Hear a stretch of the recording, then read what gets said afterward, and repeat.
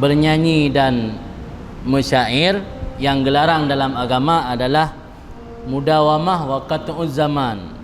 Di sini dalam kitab jelas ditulis wal mahdzur minhu al mudawamah wa qat'uz zaman. Jadi yang dilarang adalah mudawamah, terus menerus dalam keadaan bersyair. Wa qat'uz zaman, dan menghabiskan waktu.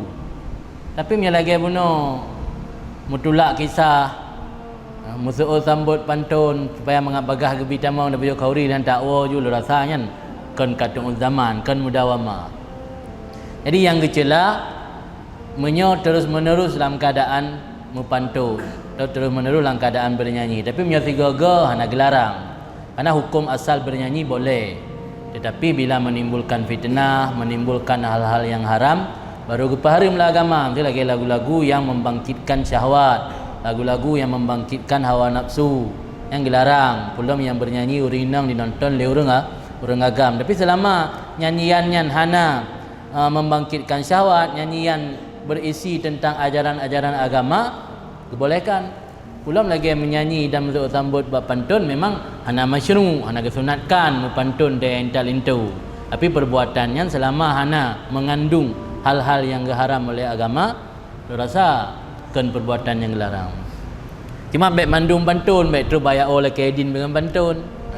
Ada pun truk tayang kajut tamang dengan pantun, kajut terlintu pugolam dengan pantun, kupersilakan pajobu dengan pantun. Namanya nayu tamah bu, boleh tamah bu, tamah kuah dengan pantun, mandung dengan pantun. Ya hana, kau celalah agama, kamar mandung dengan pantun.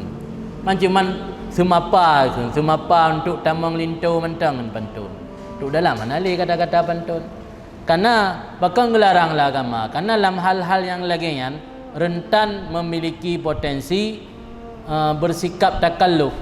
Karena lagi tanya yang tukang balah-balah pantun yang pi akan tapak sara tu tak upayakan untuk mencari balasan dari pantunnya yang pulain bahaya dalam pantun ke tanya. Bunuh kali gebam dengan pantun dia persilakan utamang. Nya tanya punya hana tabalah dengan pantun yang lebih hebat dalam ansang hana sebanding. Jadi bak takalluf paksa lah agama yang gecela yang. Kata hadis Nabi bunuh baik tua. Ana wa atqiya'u ummati burra'un minat takalluf. Jadi terbebas daripada takalluf. Mana paksa ro? Paksanya kan paksa mufum maksud paksa, mana paksa tapi berat-berat ro. Seharusnya lah agama lagi jut aju baik paksa ro. Nanti dia hanjit dan menyanyi. Kita sampaikan lagi biasa mentang kupu yang minta cara bernyanyi. Yang malamnya latihan nilai yang singon yang intak lintu hom tu bandaceh. Wa malam mana tengok tanya. Karena kau tugaskan bak tanya untuk ketukang semapa truk gede. Jadi malam ni hana tengok mesti malam mengah latihan ni ke cermin. Yang tak kaluh ke berat-berat ro nak riulah agama.